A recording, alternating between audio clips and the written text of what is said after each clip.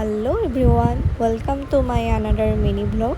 আজি ছানডে হয়, সেইবাবে মই মোৰ হাজবেণ্ডৰ ফেমিলিৰ লগত আমি এটা ধুনীয়া প্লেচলৈ ওলাই গৈছিলোঁ আৰু সেইবাবে মই এই ভিডিঅ'টো আজি কৰি ৰাখিছিলোঁ।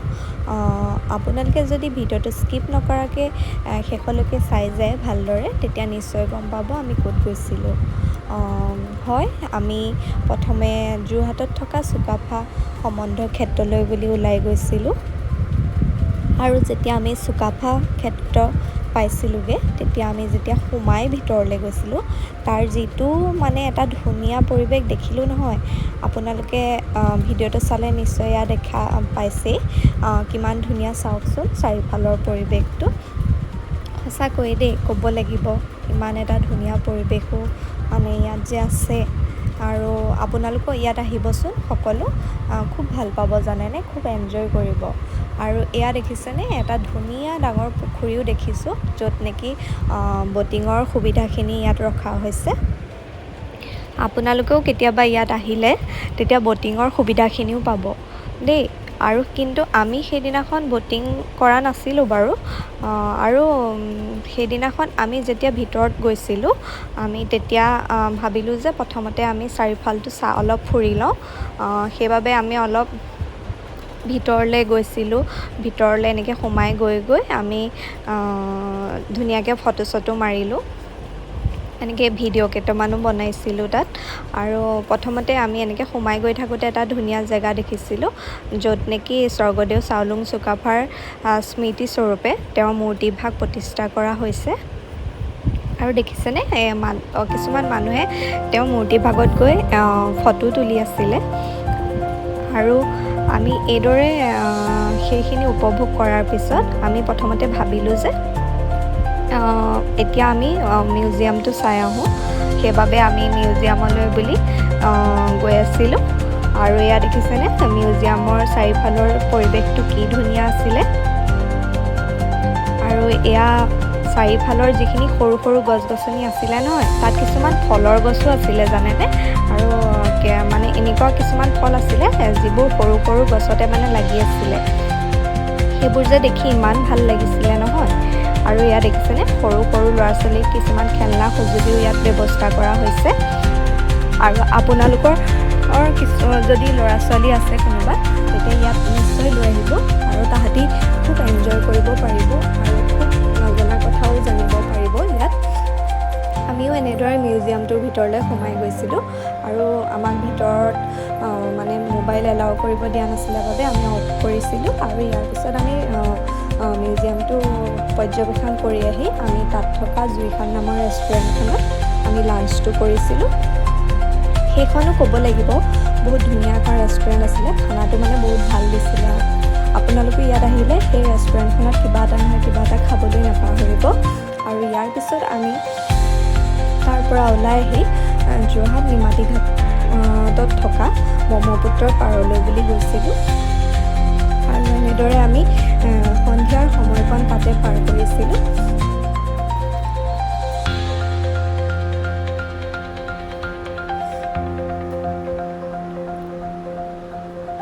আৰু ইয়াৰ পিছত মই কিছুমান ফটো ক্লিক কৰিছিলোঁ আৰু ভিডিঅ' বনাইছিলোঁ। এয়া দেখিছেনে, লাষ্টত মই নিজে ফটো ভিডিঅ' কৰি আমনি লগাত মানুহজনক ক'লোঁ যে আপুনি এটা ভিডিঅ' কৰি দিয়কচোন।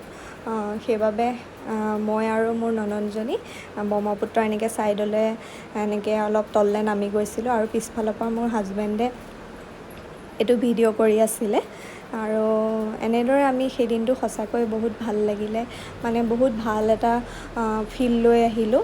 আৰু আপোনালোকো কেতিয়াবা আজৰি হৈ থাকিলে সন্ধিয়া সময়কণত ঘৰৰ ফেমিলিৰ লগতেই হওক বা প্ৰিয় আপোনজনৰ লগতেই হওক, ইয়ালৈ নিশ্চয় আহিবচোন, খুব ভাল লাগিব জানেনে। আৰু ইয়াৰ পিছত আমি সন্ধিয়া হোৱাৰ আগে আগে তাৰ পৰা ওলাই আহিছিলোঁ আৰু নিমাতী ঘাটৰ ৰোডটোতে থকা একুৱাভাবিছ নামৰ ৰিজৰ্টখনত আমি সোমাইছিলোঁ। ভাবিলোঁ যে ইয়াতে চাহ বা কফি একাপ খাওঁ বুলি, সেইবাবে আমি ইয়াত সোমাইছিলোঁ। আমি তাত কফি একাপৰ লগতে এনেকুৱা স্নেক টাইপৰ বস্তু কিছুমান অৰ্ডাৰ কৰিছিলোঁ আৰু সেইখিনি খাই বৈ আমি এনেদৰে ফটো চটো মাৰি অলপ তাৰ চাৰিওফালৰ পৰিৱেশটো অকণমান উপভোগ কৰিছিলোঁ আৰু সঁচাকৈয়ে সেইখন ৰিজৰ্টখনো বহুত ধুনীয়া আছিলে আৰু আপোনালোকো কেতিয়াবা এইফালে আহিলে এই ৰিজৰ্টখনো এপাক হ'লেও সোমাই যাব আৰু ইয়াত দেখিছেনে ভেজ থালি 99 আপোনালোকে আহিলে ইয়াত ভেজ থালিও খাব পাৰে মই জনামতে ইয়াত ভেজ থালিটো খুব ধুনীয়া দিয়ে হেনো মই খোৱা নাই বাৰু আৰু এতিয়া ঘৰলৈ বুলি ওলাই এতিয়া আমি ঘৰ পালোহি ঘৰ পাই পেলাই মানে মই ফ্ৰেছ চেছ হৈ এয়া ৰুমলৈ আহিছোঁ আৰু এতিয়া ভিডিঅ'টো মানে দীঘল নকৰি ইয়াতে সামৰিম এতিয়া সেইবাবে তাৰ আগতে মই এটা কথা কৈছোঁ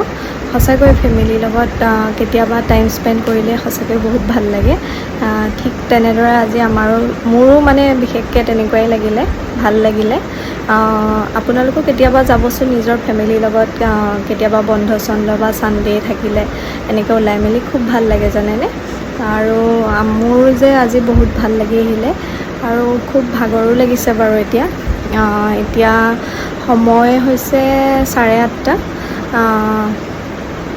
এতিয়া মানে ইমান একো খাবলৈ মন যোৱা নাই সঁচা কথা ক'বলৈ কিন্তু উপায়তো নাই ৰাতিৰ ভাত সাজ খাবই লাগিব সেইকাৰণে এতিয়া আৰু অলপ পিছতে ভাত পানী বনাই মেলি খাই আৰু শুই দিম আজিলৈ ভিডিঅ'টো ইমানতে ষ্টপ কৰিছোঁ আৰু ভিডিঅ'টো শেষলৈকে স্কিপ নকৰাকৈ আপোনালোকে ভালদৰে চাব বুলি মই আশা কৰিছোঁ আৰু যদি আপোনালোকৰ কোনোবা নতুন ভিউৱাৰ্ছ হয় তেতিয়াহ'লে মোৰ চেনেলটো ছাবস্ক্ৰাইব কৰি দিব আৰু আপোনালোকৰ আশীৰ্বাদ আৰু মৰমৰ জৰিয়তে মই নিজৰ চেনেলটো আগবঢ়াই নিব পাৰিম আৰু আপোনালোকৰ আশীৰ্বাদ কাৰণ লাগিবই নহ'লেতো মই আগবাঢ়িবও নোৱাৰিম আৰু মৰমো পাব লাগিব তেতিয়া মই উৎসাহ পাম যিকোনো এটা ভিডিঅ' বনাবলৈ আৰু যদি আজি ভিডিঅ'টো মোৰ চাই পেলাই আপোনালোকৰ ভাল লাগে তেতিয়াহ'লে লাইক কৰি দিব আৰু লগতে কমেণ্টো কৰি দিব আৰু পাৰিলেতো শ্বেয়াৰ কৰি দিব মোৰ চেনেলটো